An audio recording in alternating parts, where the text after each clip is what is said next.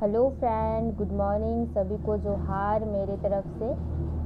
चलिए आज हम लोग झारखंड के बारे में जानेंगे, यानी कि झारखंड का नामकरण कैसे हुआ है। ठीक है, और इसका नाम झारखंड ही क्यों पड़ा, और जब ये बिहार से अलग हो गया यानी कि 15 नवंबर 2000 को ये अलग हो गया तो इसका नया नाम झारखंड पड़ा। तो झारखंड का अर्थ क्या होता है, चलिए वो हम लोग जानते हैं।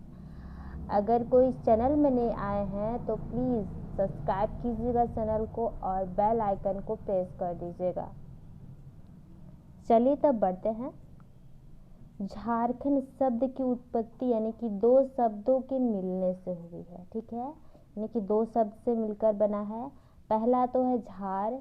झार का अर्थ होता है वन यानी जंगल भी बोल सकते हैं, और दूसरा है खंड यानी कि प्रदेश। ठीक है, यानी कि प्रदेश हो गया। तो इस प्रकार झारखंड का शाब्दिक अर्थ क्या है, वन प्रदेश है। ठीक है, दूसरा पॉइंट है, इस क्षेत्र को प्रथम साहित्यिक उल्लेख ऐत्रेय ब्राह्मण में मिलता है। ठीक है, जिसमें इस क्षेत्र यानी कि झारखंड के क्षेत्र को पुंड्र या फिर पुंड्र नाम से किया गया है, यानी कि इसको कहा जाता है। ठीक है, इसका उल्लेख मिलता है। अगला है वायु पुराण। वायु पुराण में झारखंड का क्षेत्र को मोरंड कहा जाता था। क्या कहा जाता था, मोरंड कहा जाता था। एग्जाम में शायद पूछता भी है। अगला है विष्णु पुराण। ठीक है, विष्णु पुराण में इसको क्या कहा जाता था, मुंड। झारखंड प्रदेश को मुंड कहा जाता था। और भागवत पुराण में इसको किक्किट प्रदेश कहा जाता था। उस टाइम झारखंड को क्या कहा जाता था, किक्किट प्रदेश कहा जाता था। ये नोट कीजिएगा। ठीक है, अगला है महाभारत काल। महाभारत काल में क्या कहा जाता था, तो एक तो है पुंडरिक देश कहा जाता था महाभारत काल में झारखंड को, और पशु भूमि भी कहा जाता था, यानी कि दो गो नाम से जाना जाता था महाभारत काल में।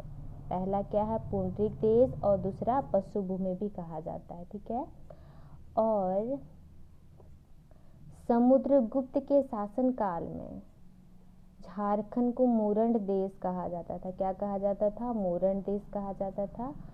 अगला है पूर्व मध्यकालीन संस्कृत साहित्य, यानी कि संस्कृत साहित्य में इसको कलिंग देश कहा जाता था। ये नोट कीजिए, एग्जाम में पूछा जाता है। क्या कहा जाता है, कलिंग देश कहा जाता था।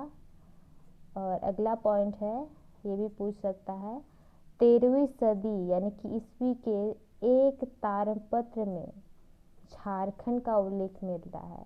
यानी कि कहाँ पर मिलता है, 13वीं सदी ईस्वी यानी कि एक ताम्रपत्र में झारखंड का उल्लेख मिलता है। ठीक है,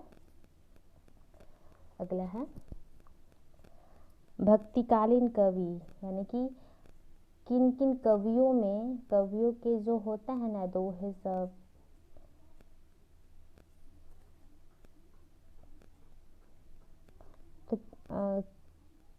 तो किसका में झारखंड का उल्लेख मिलता है, तो पहला तो है कबीर का में मिलता है। ठीक ना, एवं जायसी।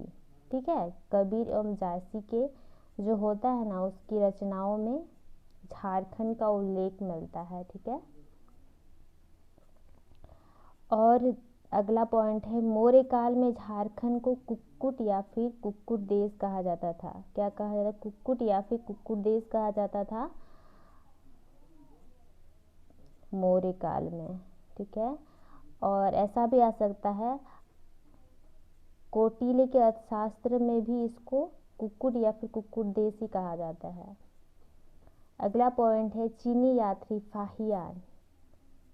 ठीक है, चीनी यात्री फाहियान ने झारखंड के क्षेत्र को यानी कि अपने पुस्तक में इसका विवरण, झारखंड का विवरण क्या है, कुक्कुट लाड में क्या है। ठीक ना, उसका विवरण यानी कि क्या है, कुक्कुट लाड के रूप में क्या है, झारखंड क्षेत्र को कहा है उसने कुक्कुट लाड।